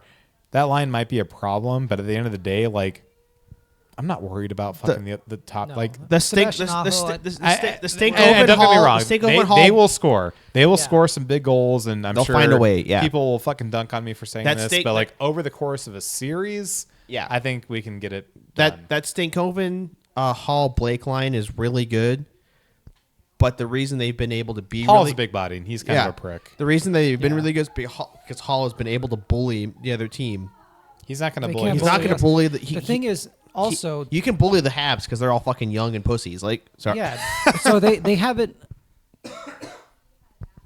Carolina's offense hasn't had to go through a good- defensive structure like Yeah. ours. Philly's defensive structure was decent, but they're all young and they're all not very good. Yes. They're not prepared Yeah. for it. They Well- haven't. well It was a, coached, it was a but ill- first round matchup. Yeah. Well, That's well, what second well, round. well, Second round. well coached but ill-equipped is Yes. how I would define it. Whereas the Golden Knights are well coached and well equipped. I know we talked about it, but this team reminds me a lot of the Cup team. The Yep. defense is big, but now the defense is big, but they're also mobile. And Well, they were mobile in the Cup run here too, but can I tell you what I think the true difference maker will be is Carolina. Two great defensive teams. yes, Carolina, two good goaltenders. Yes, Playing Carolina really well. Yeah, Carolina plays man-on-man coverage in the D zone. Colorado plays man-on-man coverage in the D zone. A lot of those goals we scored was because, quite simply, we pulled the outmuscled man. them Yeah, Yeah. on the walls. yeah. I think wall battles. This are gonna team's be Vegas gonna is be the wall key to the series. Yeah, the wall batters for Vegas have And- been like Tomas Hertl, Colton Sissons. Yeah. Our Like you just wingers are can't win those. our Won't stop. wingers are bigger Yeah. and stronger and meaner and more skilled. Yeah. Yeah. More And, like, experienced. There were so many, like, if you go through those Colorado games, there were times where Colorado outnumbered us on the wall battles and we still came away with it. And then when it's man-on-man coverage, what happens? Someone's gonna drop too low. Yeah, Someone is fucking Yeah, you're open. now you're down a man because you got 2 on the wall versus our 1. Exactly. But like you said, to bring that up, you're telling me when that line of like rolls out, that's Stone, Hurdle, and Sissons. Yeah. How are you gonna match that up if like you get hemmed in the zone and you all of a sudden Mark Dude, Stone's out in the ice as the third liner? Yeah. And then fucking, you look at the top 6. What another key to me that we'll do this at the end of the year. A key to me in these playoffs. What's so different? Dorofeev has been so much better on the wall this year. Yes. Oh yeah. And Stronger puck especially this possession. postseason. What he did to Anaheim to Chris Yeah. Kreider, just completely ripping the puck off his stick. Like, Oh, yeah. he's Dory's been great. Barbie's just been this again, the cigarette vending machine. He's just been this big body that's been clogging up a zone and taking. And then Jack just screamed like and then top line forwards. And then let's not forget we added like a top 3 winger in the world, fucking Mitch Marner. Mm-hmm. People, he's fucking look. He's a pretty boy. He doesn't sweat. He's been a pussy. so good. He is so good on the wall, dude. He's been absorbing hits too. I don't remember if it was against Anaheim or Utah, but what was that play where it was literally like a 2-on-1 on the wall, and he fucking came up with it, pass to the middle, goal. What he did that was to Colorado. That was the one against where he was able to collect the puck and he was going away from the puck and he was able to backhand it back towards Dory, and Dory just top shelved it. That was against Colorado. So but the one that I think you're talking about was against Anaheim. To Howden. Yes. Yes. You're right. Yeah. I think it was overtime. Yeah. But it happened more than once. Yeah. I mean that exactly. But then also which time are we talking about? An X factor that no team has planned for is William Karlsson. Yes. Yeah. Just no one planned for William Karlsson to be in this playoffs, and he's been pretty fucking great. If Jack is the foundation, Karlsson is the rebar. Inside of the foundation. He's been so good. I don't know how he isn't on like everyone's top 10 fucking list of two-way forwards in the league. In retrospect, it is kind of telling that like some of the only teams that seem to be able to beat us are fucking like Edmonton or fucking Dallas. Like if you want to beat Eichel and Karlsson, you better damn well have a fucking McDavid and a Draisaitl. You know what I mean? Well, that's the thing. It's like a choice. I mean, let's look at Carolina real quick. Let's I disregard their team's very good, very good, but it's Aho and Stankoven and Stahl. I thought Carolina lost that trade. I know, right? Yeah. Marty Netsch was dog shit. Yeah. Brantanen has not been very good. Well, Brantanen was out in the first round. So. Stankoven is tied for the lead. I love Dallas's fucking roster. Dude. Yeah. I love Dallas's and Colorado's fucking cap hell they're about to enter. Oh, that feels good. Dude, how's Minnesota gonna afford fucking? I don't give a shit. Fuck them. Fuck them. No, I know. Fuck them. Fuck them. Fuck them for sure. But where does? We'll talk about that in the offseason. Where does Quinn? Carolina. So it's Svechnikov, Aho, Jarvis. Really good first line. Yeah. Taylor Hall, Stankoven, Blake. We talked about the line. Very good line. Yeah. So then it's Ehlers, Stahl, Martinuk, and then fourth line is Carrier, Jankowski, and Robinson. Oh yeah, our Carrier's on the buddy, team, and then Willie in the Carrier. on R.I.P. in the press box, the Laurier, Kotkaniemi, and someone named Serrato. I have no fucking idea who that is. Defense is Slavin, Chatfield, Miller, Walker, Gostisbehere, Nikishin. A good team. But like, yeah, Aho's good. I think Aho's great. Stankoven's also great, but the center depth doesn't like jump out at you as going, oh. They're our not centers gonna can match up with their centers very, very they're well, not overpowering anybody. And like we know Will Carrier, we know his game. Yeah. Colasar played with him for hard 6 strong, years. Take it to the he's a rush to the net guy. Like the thing that Carolina did to kill Montreal is that Montreal is small. Mm-hmm. Montreal isn't big enough. They couldn't force their way. That's the bottom line. Montreal was too small. You okay? Okay. Continue. Yeah, Montreal was too small to. Like you're telling me, I'm gonna save it for Jacob to come back because we like to make Lane Hudson jokes, but like it's just too small. Yeah, Slavkovsky is 6'3", but he's one guy. Like like everybody, all those forwards are small. They're under 6 foot. They're undersized. Their defense, aside from I think what Struble and Zekai are all under 6'1", and Struble and Zekai are fucking pylons. Yeah. They were awful, and Dobas was doing what he could to stay alive. Dobas was pretty fucking good. Yeah, no, he was solid. He was a great goaltender. Yeah. Like I was doubting him. I'll give him his benefit. Like I was doubting him coming in. He was great this postseason, but Montreal's just too small. They're small. They're small and fast, but when fast isn't good enough, like when you can clog the entire. Being small isn't helpful. Like what we did, what we did with Colorado. Colorado was bigger, way bigger than Montreal was, faster, and we clogged them. Yeah. And what Carolina did is they took a small team and they limited them to what they could do. Like, I don't think having your number one defenseman be a fucking 5'9", 160-pound offensive defenseman is a great idea because he's going to get fucking bodied all over the ice. And that's what they did to him. They went... the bottom six and their defense looked at Lane Hudson like, we're going to fucking kill you. Yeah. And that's... Dead man walking. That's what Jordan Stahl, Jordan Martinook... Yeah. That's what all those guys... You don't have to outplay him. You just have to outbody him. Yeah. And they just put bodies on him. That's what they did to Cole Caulfield. That's what they did to Ivan Demidov. Yeah. Like, Nick Suzuki was attempting because he was only one of the big guys, but no one is following him in because they're all getting fucking blasted at the in the neutral zone. They're all getting up off the ice while the rush is starting. And, you have Montreal fans going, oh, that should have been a penalty. I'm like, it's the fucking playoffs, dude. Get fucking big. Yeah, you have to be big in the playoffs. And you know what? Yeah. Montreal, I thought, congrats to them. They made it further than I thought they could. They had a good postseason. Mm-hmm. They need to get bigger. They're not mean enough. Alex. Yes, Jake. Is it a good thing when your number one defenseman is 5'9"? I was like, 5'9" and 160 pounds. I knew I had to save it for Jake.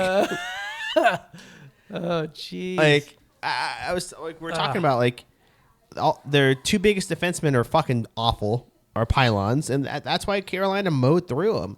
Mm-hmm. Like Montreal, they played great. They're a good team. I'm very much a Montreal hater. Yeah, but they are too small.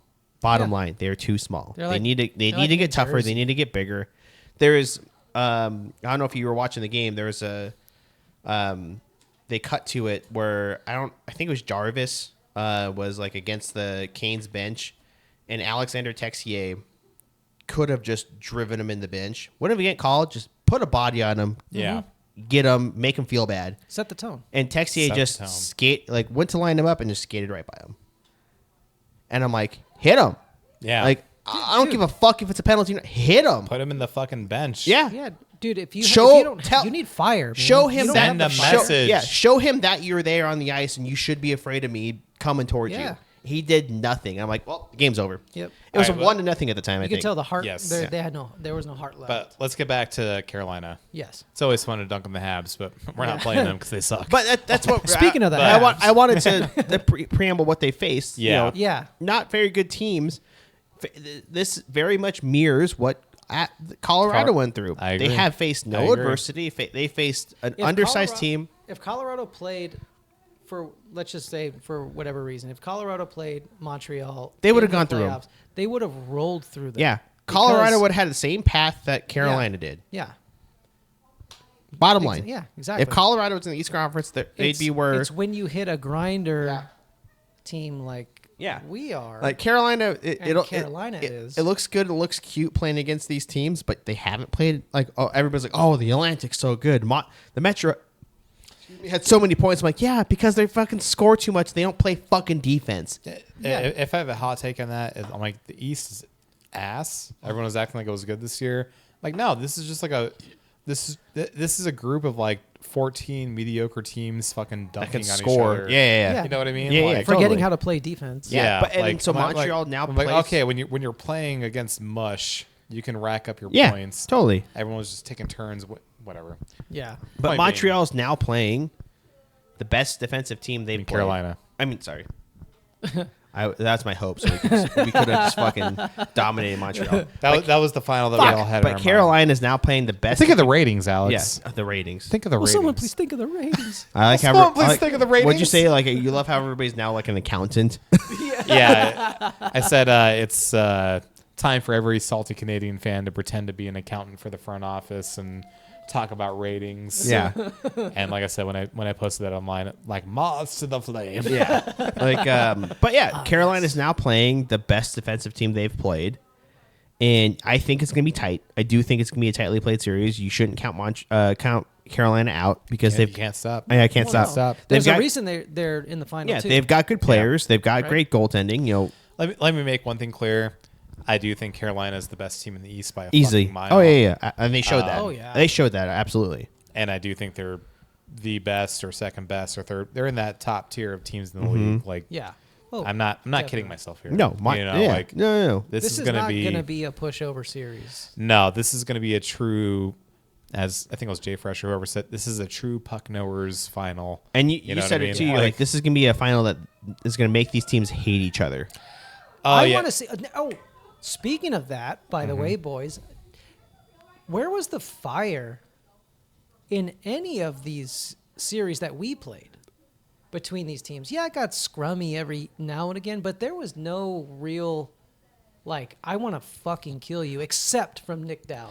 I will say, like, I think it was only really in Anaheim and Utah. Like Sean Dursey is the only guy that showed anything. I was going to say the same thing. Like, honestly, like as far as on the ice and then also fans, like I feel like the Utah series was the nastiest one. Yeah. Like it was. Honestly, Anaheim, it kind of. I don't think Anaheim knew how to be that way. They never showed it.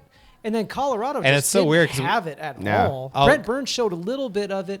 But he's 41. But they were dead in the water already. Yeah. It didn't matter at that point. Yeah. But I'm like, I have no explanation for the Anaheim series. For me, I think for the Colorado one, I think they were so sure that they were going to win that they were just in a state of shock. We just stole the spirit. They never had time to respond. They were just like in such a state of shock. Yeah, but I mean, so like all to me, the Utah one was nasty. Anaheim, I thought it would be nastier, but it kind of wasn't. Well, I mean, right? what was the Tampa? Which series was that? Tampa, Montreal, where there was like 7 guys in the box. Oh yeah, Like that Eastern Conference was much more violent. I honestly think, like, maybe this is hopeful thinking. If there's going to be a series where that happens, I think this is it. These guys are going to kill each other. Keep in mind, because Carolina's really had no pushback from anybody. Yeah. Vegas is going to fucking get it. Vegas is all mean. Jeremy Lauzon looks like he's going to be back. Yeah. He practiced. That's bad news he practiced for twice in a row, and that's the biggest meanest motherfucker we have on the team. Dude, Lousy's gonna take someone's fucking head. Yeah. What did you call him? The French Canadian hammer. Yeah, the French Canadian hammer.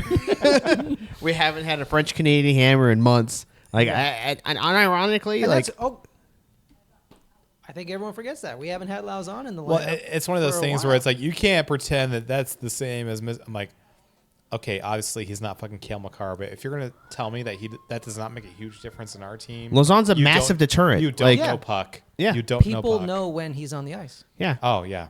If you're a forward moving into the neutral zone or into the offensive zone, you have to know. The team just got a whole. This team got like 3 inches bigger and a fucking 100 pounds heavier. You have to know where, because he knows where you are. Yeah. Yes. That bottom pair is 100% going to be Coughlin and Lauzon, because Cogs has been so good. Cog can move so fast, and he's been playing on his offside this whole series. But like, also, how mean has Anderson been? Like, dude, Anderson's been a fucking asshole. Yeah. And you fucking. And Hannafin's just this pretty boy with the long hair and the beard moving the puck, and Anderson's like Anderson's like a fucking Wolverine. I feel like I will. Anderson's a fucking badger. Yeah. Well, it's and that's the thing. Like, when we look at this team and how they're built and why they're successful, every pair's got a mean guy. They're big. I really do. I truly do, in my heart of hearts, think that our scouting staff, they take shit like that into consideration. I think, they probably have like a fucking metric for like. They look at asshole. They look at the intangibles. That's what they're looking for. The stuff that you can't write down on a sheet of paper. Yeah. Right. I mean, look at each line. You got Barbie, asshole, can hit. Second line, Howden, asshole, and Brett Howden's the first guy to get into the middle of a fucking scrum and just start throwing fists. Dory's getting chippy. Third line, it's Stowe and Hurdle and all assholes. Yeah. Stone is like a sneaky asshole, and the fourth line is just a bunch of assholes. It's 3 assholes combined into one large asshole. One big gaping asshole, just shitting on the other team. And then the defensive pairing, every pair's got an ass. Like, I know McNabb's the nicest guy in the world, quiet, but he'll fucking take your head off. Like, dude, until he throws that fucking hip check birthday cake. That he's got, boom. Yeah, dump truck. Like and this. Suddenly the other guy is fucking doing somersaults on the ice. It's like you hear this beep beep in the distance, and then it's fucking McNabb. And then now the bottom pair that we've been missing some grit from, Jeremy Lauzon, might be back. I think he will be. He will be. If he's in a red contact, non-contact jersey yesterday, he's playing. Yeah, he's so what Ken reported is he's pretty sure it's like something broken in his arm, and he was like he basically reading the tea leaves, like the game that Lozon plays and like the timeline. He's like, I think he's gonna play because, frankly, he's not there to make passes. You know what I mean? No, that's the guy that with a broken arm or like a cracked bone. He's just gonna keep throwing his body. Shoot him up with tramadol and fucking just like go out there and hurt someone. Put a light, thin cast on him. Yeah. Cover it up with the pads. You're good. And that's the thing. That's somebody you need in a series against Carolina, who's a somewhat fast team, but they're really gritty. Like they're small guys. Get like Stankoven will get into it. Stankoven's a fucking asshole. Jackson Blake's a fucking asshole. That's a great point. Like their players, they may be smaller, but they have all the competitiveness. Oh yeah. They are a hard fighting, competitive, hard nosed team. Mm-hmm. What I think brings the best out of our guys is when they get tested. Yeah. Because they're like, nah, fuck that. Yeah, we're better than you're not gonna get the better of me. It's like that true like. It's just competitiveness. Like, it cracks me up when I see this shit on like, no one's going to want to play for Vegas because of this and because of that. They're so trashy. And I'm like, guys, did you forget the part where like pro athletes are like, assholes, competitive? Like, where they care about their money and winning. Yeah. They can. Why do you think they're here in the first place? Did you realize that guys that compete for a living, they're like, competitive? Yeah. Like, and they want to win. Like walk-ons. Yeah, no, exactly. Like, dude. They're not just like random Joes, like they're not your Zamboni driver. Yeah. So we're getting a little long. That's all you need to beat the Leafs. So let's make our picks. Okay. So who wants to go first? Vegas in 5. That sounds very attractive. I think Vegas in 5. I'm gonna go Vegas in 6. Okay. I respect that. Not a single 7-game pick between the three of us? No. Are we cocky? Are we arrogant? Are we fools? Are we going to get swept? And we're from trashy Las Vegas, Nevada, man. We got to be cocky, arrogant fools. Dude, we're confident. We watched our boys take down the President's We watched the clinic. Trophy winner. And we are also the Canes are also a favorite. The favorite still going into the... I don't think Vegas has hit their top stride just yet. I think they did defensively. I think we're going to see it offensively. There's going to be a game in this series where Mitch Marner does some of the fucking most insane shit you've ever seen. And something. There's gonna be a game where he's got 5 points, Dory's got 2 goals, and it's gonna be some insane fucking situation, and it's gonna put fucking Carolina on their ass. They're gonna be like, "What do we do?" I agree. Yeah, I 100% agree. Yeah. Yeah, I look back to basically I'm doing what I did with the Colorado series. I'm like, you know what? I'm going to look back to our last series against Colorado. We beat them in 6. I think we can do it again. We beat Florida in 5. I don't know about you guys. Before that 2023 series against Florida, I was like, this is going to be the hardest test yet. We might lose in 4, but yeah, I thought so too. Maybe we can stretch it to 7 if we're lucky. Like, how good was Florida? It wasn't even close. Well, they were the wild card, and then they just shot through everyone. Yeah, so I'm. What I'm trying to do is usually my picks are either super logical or super vibesy. I'm trying to hit the middle ground. Yeah. The middle ground is telling me like logically, I think Vegas is center depth that Carolina has not encountered. Yeah. Defensive depth, the scoring depth they have not encountered. Yeah. They're bigger, they're meaner. The wingers are going to be way better on the walls than anyone they've played. Yep. And then vibes wise, I'm like, yeah, you just haven't fucking been here before, you nerds. We have. Like, yeah, exactly, totally. Dude. Like, we know that's what Torch has been there before. Yeah, many times. Torch has been there a few times, but as a player, like what? Rod, yeah, DeMar, like only as a player. He's never as a coach. Player, not as a coach. Yeah, and none of those guys on that team, except for Carrier, has been to a final. Like that, and speaking of like illogical vibes, I'm like, they've struggled in the conference final so much, like.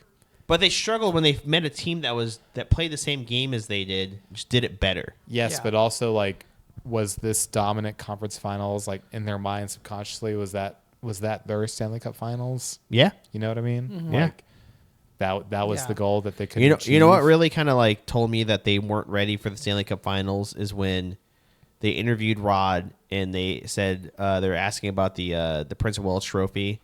And he was like, "Oh yeah, they all." A couple of guys asked me like, "Oh, what did we do?" and everything, and he just said, "Oh, don't touch it." The coach didn't tell you what to do. Yeah. Everyone on our squad knew. Yeah. Yeah. So that means they've just never been there. You either touch it or you don't, but it has to come from within the room. Yeah, it can't be from the coach, and the coach told him not to touch it. That's kind of like, not to tangent because we're at the end, but that's kind of to me the weakness of the whole like, oh, Rod, it's that moment of he works out with them. He's basically a part of the room. I'm like, you need some separation. Yes, like I agree. At a certain point, Tortorella or Cassidy or DeBoer or Gallant would step back, and then they'd be like, you know what? Mark Stone, this is your room. You take charge. Yeah, Tortorella. Alex Petrangelo, this is your room. Tortorella Derek has England, this is your room. You take charge. Yeah, Tortorella has said it a bunch Mm-hmm. of times this season, and even in every playoff series, he's like, it's their players. They know their system. They need to figure it. They can figure it out, and they can work in the room together. Torts is basically going to get a cup ring for coming in and like just giving them a pep up speech, like screaming at him in between first and second periods. Yeah, they are running Cassidy's system to a T. He just came in and to like hit him on the shoulder, like, "Hey, come on, guy, you got this." Yeah, but, I agree. And hey, it's working. So we're obviously being homers Vegas, but well, I mean, how could we? Why would we pit the Canes? Yeah. And So then Conn Smythe, real quick, Conn Smythe favorites. Yes.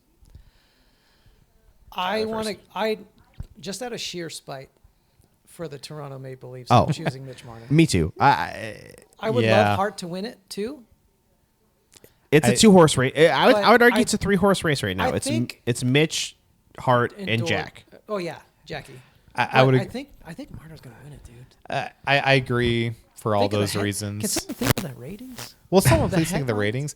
The headlines, dude. Can you imagine the headlines? And keep in mind, this award is voted on by humans. Humans have their biases. Like, no one's going to vote for Hart. Frankly, I wouldn't, just for established reasons. Yeah. That being said, I recognize that he's been like probably our second best player. Yeah. I would still play wise alone. I would probably still lean towards Marner, not just for the points, but like I think I sent it to you individually, but someone broke down all the quote unquote micro stats, like zone entries, zone exits, fucking shots, passes to the slot. Literally, Marner led in any category you can think of. Marner is leading the team in it. He plays PP1, PK1, fucking 6-on-5 1, 5-on-6 1. Like, he's literally out there all situations doing literally everything he can do. And zero complaints about doing it too. Yep. So that's my pick. I would say Hart's probably number 2. He's been great since Game 6 of the Utah series. But just for the sake of discussion, unorthodox pick that will 100% not get it, but like I feel like he should. Fucking William Karlsson, man. Like, is this not such a different team with him on it? Yeah. Like, it was like a switch was flipped. Did you see that stat? Did you see that stat in the Montreal and Carolina series? It was I don't remember who the the Carolina player was. I don't know if it was Stahl or if it was I think it was Slavin. Like the highest plus minuses in during the in the playoffs. He was second. You want to who you guess he's second to? Karlsson? William Karlsson. Wow. Wow. William Karlsson's like a plus 30 something. I fucking believe it. I think. Dude. Yeah. It's just. And you know what? Media. Media. Don't even media. Call the media. Hockey media. Yeah. The mainstream media. Don't talk about him. Turning the that? fucking Don't talk frogs about him, gay. the more that you, I fucking knew it. Don't talk about him. Don't talk about him. Yeah. He doesn't need it, obviously. No. And I don't want other teams looking at him. Yeah. No. He will quietly sign a 2-year extension and retire here. Yeah. That is what I choose to believe. And number 71 is going in the Raptors. Mm-hmm. You better fucking believe it. Fucking 71, 19, 81. They're going up. No. 61. Our original 27. Yeah. The original Golden Misfits gotta go. They gotta go up. But yeah, that's my sneaky pick, I guess, for the sake. I'd say sneaky pick. Who plays center for Mitch Marner? Who makes it all happen? William Karlsson. The Swedish fucking gangster. But what coincides with Mitch Marner's explosion? Playing with William Karlsson. Dude, but it's almost like the year we won the cup. It's like Eichel or Marshy, and then well, Marcy's the flashier one, so you give it to him. But like, But honestly, if true puck knowers know that Eichel probably should have won. Long shot. If Brett Howden has 3 or 4 goals in this series, What about Pavel Dorofeev? They're tied. what if Shea Theodore gets a few more points? Like, God damn, boys, do we have a good team or what? fantastic team. Dude, I'm so excited for this. Carolina's so boned. I'm so Carolina's excited. boned. They really are. I liked your analogy. They're a buzzsaw, but that buzzsaw is about to be dipped into fucking magma. Yeah. Yeah. We are the lava, the inevitable. Yeah. It's lava just going to flow. spin out until it's nothing but a white hot nub. Yeah. It's like, dude, but entertaining nonetheless. Yes. We are still hockey fans. If you're not an idiot. And if we lose, Yeah, we'll if just you- delete this episode. Exactly. Yeah. We'll retroactively go back and delete the whole thing. I'll remove pretend it it's from our not catalog. But you know what? It's not going to happen because we're going to win. Go Knights, go. That being said, yeah, super excited. Go Knights, go. Oh, I can't. fucking wait. It's gonna be a fun 2 weeks. Anyone listening, come by Mojave Brewing. Yeah, absolutely. We'll probably be there. We'll be out we're there. Having Henderson. all the real ones will be drinking beer and watching hockey at Mojave Brewing Company. Okay, fuck Stadium Swin. Fucking whatever. Yeah, you can go hang out and pay $60 to get in. And then Or you can be a true Vegas person and go to the Water Street District. Go to a local. I'll never support your forget local bar, wherever you're at. the- It doesn't have the to be year Water that we Street. won the Support cup. your local bar. I remember I drove down Water Street. All I saw was people in jerseys. People were laughing, cheering, fucking. It's such an experience, man. I If you want unrolled my community- windows and I was blasting the Dead Kennedys cover of Viva Las Vegas, and people were like clapping, and I was like honking and shit. Like, Yeah, you want to Good get a shit. taste of community, just visit your local bars, man. visit your local bars. Hey, this time I'm not on a fucking boat in the middle of the Pacific. This so. guy. This Well, we're not going to win now. Get your ass to the Pacific, I'm Alex. gonna go row out. you better Get your ass to the hey, Pacific, hey, bro. hey. We still won while I was we still beat Book won your the Western Princess Conference cruise Final while I now. was still here. True. So yeah. I hope it works out. Yeah. If not, I have my lucky little We'll all- sweatshirt. We're all There gonna we be go. happy or very very sad together. Yeah, But we're riding. I'm this- excited. Riding this bitch till the wheels fall off. This excited. It's Fuck gonna be yeah, a great we are. series. So on that note, 3 cups in 9 years. It's going to happen. I'm speaking this into existence. It's not arrogance. Well, It's 3 cup visualizing. appearances. 3 cup appearance, 2 cups. 2 cups. Yeah, well, okay, I'm drunk. Give me a break. Anyways, stay What? gold. I knew it. The second I hit play, I knew you were drunk. You served me the beer. Oh shit! You started this whole thing. You are correct, sir. All right, stay gold. Stay gold. Stay gold, boys and girls.